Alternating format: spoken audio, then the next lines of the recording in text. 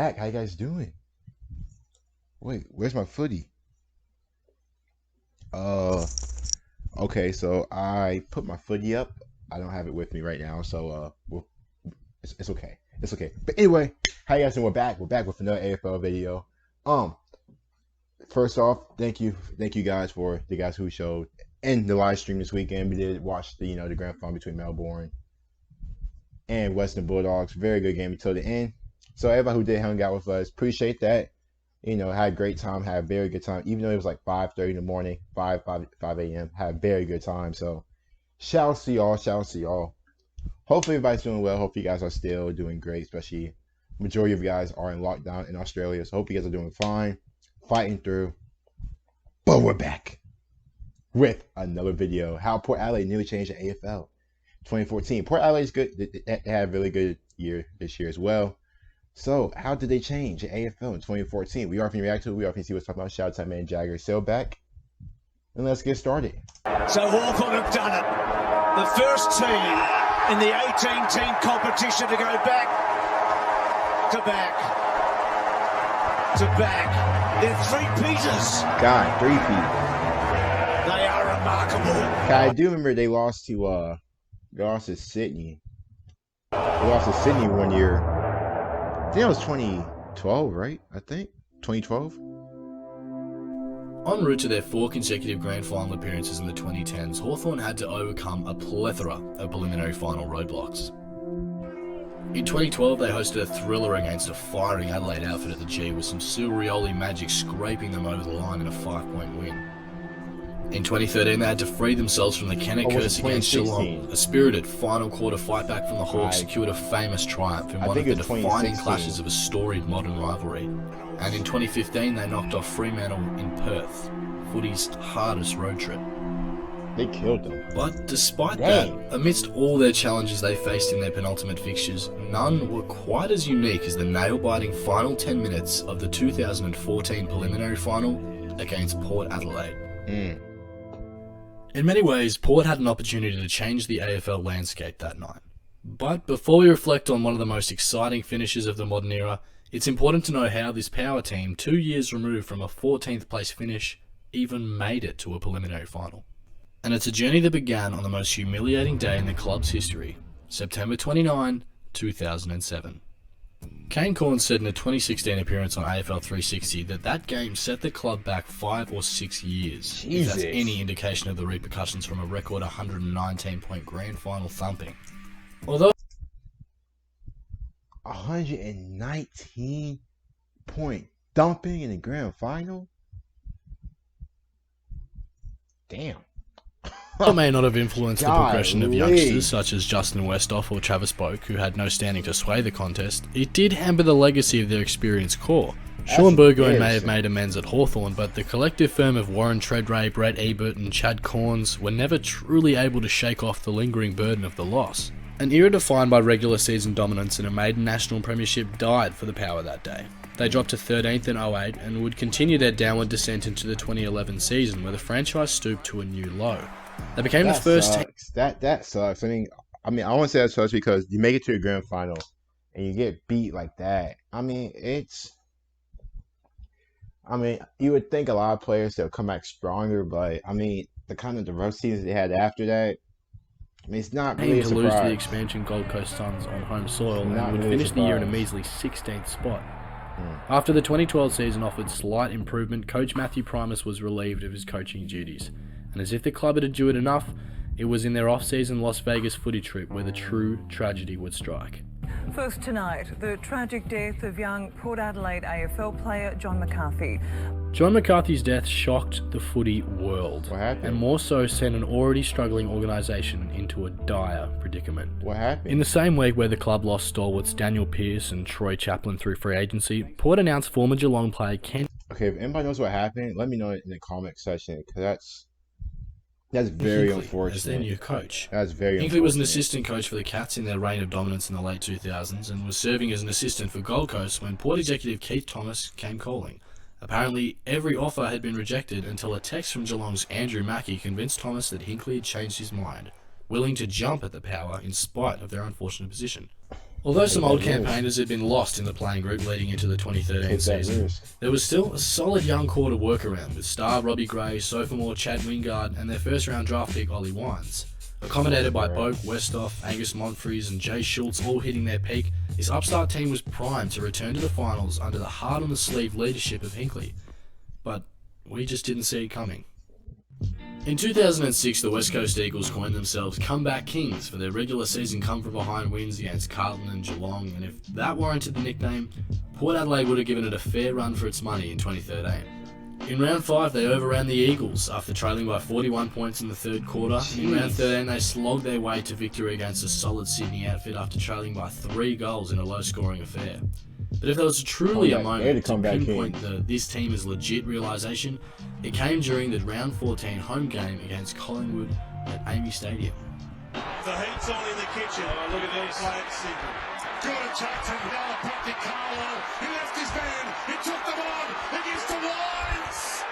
Oh, baby! Bye-bye. Port cruised to a flogging on that night and sent out a warning to the rest of the competition. They're back. This comeback story had substance. They're back. It would be impossible to talk about Port's 2013 campaign without at least mentioning the classic round 19 showdown against Adelaide. This is where the fixture peaked. The Chad Wingard game, or the Angus Monfries off-spin game, whatever you want to call it. What an insane finish. Wingard's 5-goal performance is still his career highlight to date. It was only fitting that he had the final say with the match-winning goal. And as Tim Watson stated, They won't keep him out of the All-Australian team. Port travelled to Melbourne to take on Collingwood in week 1 of the finals. In spite of their regular season heroics, they were once again billed as the underdog, facing the competition's most experienced side away from home with little knockout game credential amongst their younger members. Once again, the power... So, early on, just some initial thoughts. It's good to see him come back, especially from a tragic event like they had, likely one of the top key players. But it's good to see him, having the success at where they are in the video. They had that big loss. And for them to, get a new coach, to take that risk, really a text message was really it. Already having the young players. I had to leave it late, have. with 2 Ollie Wines goals turning the tide. Going forward before Point. Wines. He's kicked the goal. This time he's got it. There's the answer. Collingwood were rattled. Footy Port in the last 8 to 10 minutes of the game. Pendlebury's kicked it out of bounds on the full. And the resurgence of a former laughingstock had been established with a finals victory. Although they bowed out the next week in a tight clash with Geelong, this rejuvenated Port team hadn't lost any admirers.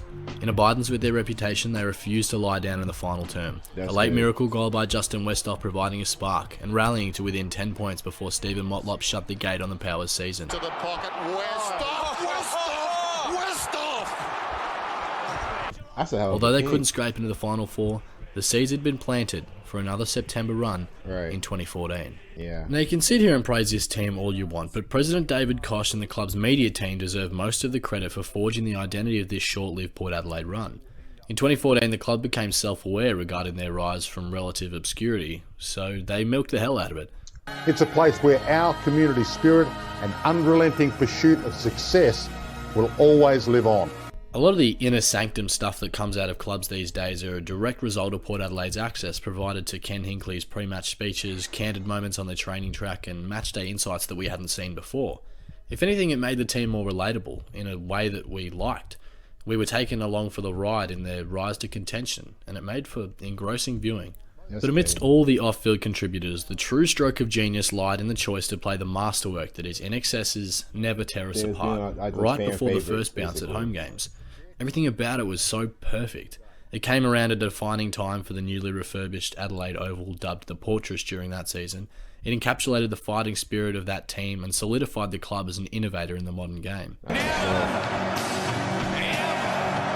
So they just really just upgraded, They just really, look at this. On Elimination Final Day in 2014, Richmond were beaten by the time the ball had even been bounced. The Prison Bar Guernseys were on, the scarves in the crowd were overwhelming, and it just felt like the planets were aligning for the Port Adelaide Footy Club. If ever there was a time where a 5th place side looked unstoppable, this was it. People tend to forget just how viscerally fun this team was to watch. Ken Hinckley utilised Hamish Hartlett's right leg as a weapon. Jake Neade and Matt White looked dangerous every time the ball was in their hands. Wingard was doing Wingard things, and Tom Jonas caused many a squib contest from his opposition. You could see hints of the late 2000s Cats in their style of play courtesy of Hinckley, yet they were younger.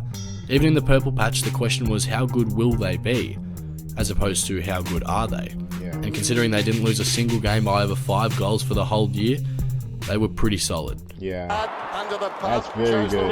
They're killing Richmond too this game. She's fighting 8. Get body. Well done, Hartlett. Look at that, unselfish. Oh, that was lovely. That was lovely. After demolishing the Tigers, Port took on Fremantle in the semi-finals, where they faced their biggest setback of the season. Down 46-15 in the second quarter, and with the season hanging in the balance, Robbie Gray's 4-goal third term inspired yet another classic comeback. It's a final that doesn't get talked about much, yet it resulted in one of the games of the year. Ollie Wines bobbed up to hit the scoreboard again with 3 majors. Jared Polak once more staked his claim as the recruit of the year, and the back 6, namely Pittard and Broadbent, stood up when the heat was on. Despite Michael Walters' best efforts to salvage Freo season, it was a late gut-running Wingard goal to send the South Australians onto their first prelim berth since 2007. Port would play the reigning champions Hawthorn in front of a 75,000-strong MCG crowd, and they were all treated to an absolute thriller. There are only a handful of matches in the past decade that remain seminal in terms of their effect on the league's history, and this was one of them. Should Port Adelaide walk out of Pine Road with a victory, the Hawthorn dynasty is over. And if the Hawks prevail, the power legacy restricts itself to a mere flash in the pan. Yeah, they have to win this. Live action. Just to show them how far they came. Hawthorn was good during this time. This game showcased top shot quality on both sides of the footy. From the big first quarter collision between Duray and Matt White to Angus Monfrey's mark running back with the flight, the sheer courage of both teams stood out massively on the big stage. And for all of Port's efforts, the quality of the home side's response in the third term was unflappable. Roughhead produced arguably the finest match of his career with a 6-goal bag, Will Langford 29 possessions and a gritty one-on-one battle with Boak, who accumulated 33 of his own. And with the Hawks holding on to a 5-goal lead at the start of the final term, the power were on the ropes, and it looked as if their season was ready to die. And in spite of all the last quarter comebacks, all the magical late moments they'd conjured up thus far, and all the hurdles they'd overcome, nobody thought Port could pull off one last upset. But they gave it a red-hot crack. Huge kick. 97-75. 6:40 left. From 55 metres. It's right there. It's there. It's there. It's there. Port. Oh, they're coming back. They're back within 1 straight kick. The champions had utterly capitulated in the space of 5 minutes and were one miscue away from blowing their stranglehold on the competition. But with the power running out of time, their late charge quickly turned to haste. Mark Ebert, he doesn't waste any time. Brilliant smother Hodge. Oh, look at Jonas go in. What about? It'll be a big kick. Here comes Monfries. Monfries and Lake. Lake and Monfries. 25 seconds to go. It's just not enough time. 2 seconds. I thought he was going to play holding the ball. The grand final. See, those comebacks always suck. You know, I mean, having all that energy to come back just to lose. Ugh.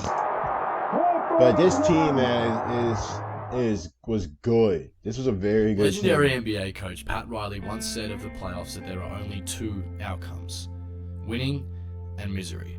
Yeah. And looking at the post-game scenes of this unbelievable match, the emotions of each side aren't as black and white as you'd think. Hawthorn aren't even celebrating. They're in a state of utter relief and exhaustion. They got away with one and they all knew it. Port, on the other hand, were broken. Their comeback story didn't get its happy ending. I know. And unfortunately, they changed for the worse after that final. They missed the finals back-to-back and fell victim to Luke Shuey's clutch antics in week 1 of the 2017 finals. Never quite recaptured. So I'm guessing that was their peak. That was their peak, but they lost to Hawthorn. That was like the peak of their, you know, because they had a great season, beating all these teams, all these comebacks like Adelaide and much more, but sometimes that's what happens, man. There's only so much a team can do. It's only so in the much. form of the younger sides from years past. Although a lot of the key pieces were still intact, mostly regarding the personnel, the fairy tale aura that once surrounded them had long gone. With that being said, 2019 was certainly a step in the right direction performance-wise. Blooding the young talent of Rosie, Dersma, Butters and Drew will provide longevity and quality to a lineup of a club that just needs to balance their on-paper talent with some consistency to mount another legitimate September challenge. As the 2010s have had its Cinderella team in the 2016 Bulldogs, it can be easy to overlook the depths of despair that Port crept out of to provide some entertaining footy. It wasn't 2016. When the hell was that? It wasn't 2016. When was that? Sydney Hawk? What? Can we just but the react history to books that? will Like a week forget them ago. due to their lack of silverware. Having said that, it's still important to reflect on the teams that everyone Was it rooted for. 08? 06? Their time near the top was short-lived, but that Port team came within a kick of restructuring the entire AFL. Yeah. We'll just never know what it could have looked like. That's unfortunate. That's very unfortunate. That sucks. That sucks, man. It always sucks seeing these stories of how these teams almost influenced the league, just how the way they was playing. You know, their fans, the coaches, and all that. Just the organization, just in general, way it was doing for its community, its fans. It just sucks. They just need that grand final win. They just need that grand final win. Anyway, you guys don't forget like and sub. Comment down below. You got thoughts and reactions. I'll see you guys later.